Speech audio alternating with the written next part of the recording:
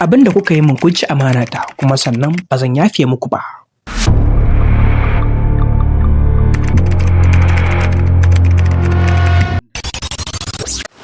Masu sauraro barkanku da zuwa wannan shafin namu. Kar ku manta idan wani shine zuwa na farko zuwa ga wannan shafin namu, kar ku manta da dangwala mana alamar subscribing tare da dangwala mana alamar karawar sanarwa domin kasancewa da mu a koda yaushe. Masu sauraro kamar yadda kuke gani a yanzu Adam A Zango yana miƙa godiya zuwa ga masoyan shi tun bayan kyautar mota wadda aka riga da aka bashi. Hakan ya biyo baya ganin yadda masoyansa suka riga da sun nuna mishi kauna dangane da wannan kyauta da aka riga da aka ɗauka aka bashi ta mota. Daɗin wannan hakan ne saka Adam A Zango ya ga cewa ya kamata ya fito ya ƙara miƙa godiya zuwa ga masoyan shi waɗanda suke tare da shi ba dare ba rana a koda yaushe, cikin baƙin ciki ko kuma cikin farin ciki. Assalamu alaikum wa rahmatullahi ta'ala wa barakatuhu. Masoya, ina miƙa jibin gaisuwa a gare ku, ne muku fatan alkhairi. Zan ɗan yi amfani da ɗan ƙaramin lokaci ne domin me in gode muku ku masoyana. Allah ya saka muku da alkhairi saboda shiga cikin lamurana da kuke yi. Kasan da nake farin ciki kuna taya ni, haka zalika in alkhairi ya same ni kuna taya ni murna, idan bakin ciki ne kuna taya ni bakin ciki.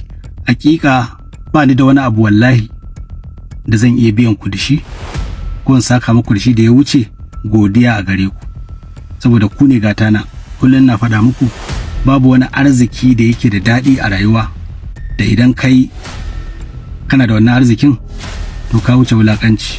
Shine arzikin jama'a, kuma Allah ya bani tarin kuɗi, tarin kaza duk baya siya maka mutunci.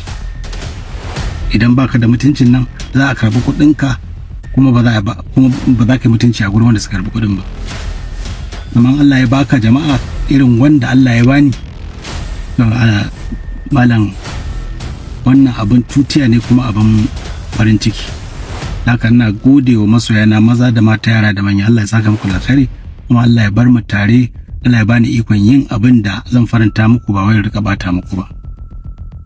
Sannan ina miƙa dubun godiya ga Excellency mataimakin shugaban ƙasarmu Dr. Kashim Shettima da wannan abin alkhairi da ya mu. Ina matuƙar godiya. Allah ya saka da alkhairi, kuma ina neman barar addu'a a gurin ku masoya. Ku cire siyasa a ciki. In dai masoyina ne kai ka taya ni yi masa addu'a Allah ya saka masa da alkhairi.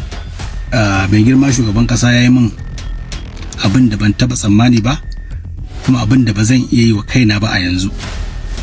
Kuma ni ma in Allah sa da nayi alƙawarin zan yi masa abin da ba zai iya yi wa kansa ba. Zan yi masa abin da ba zai iya wa kansa ba, kamar yadda ya min ni ma abin da a yanzu ba zan iya yi wa kaina ba. Da shi da matansa da 'ya'yansa da mutanensa duka Allah ya saka muku da alkhairi, kuma Allah ya bani ikon faranta muku.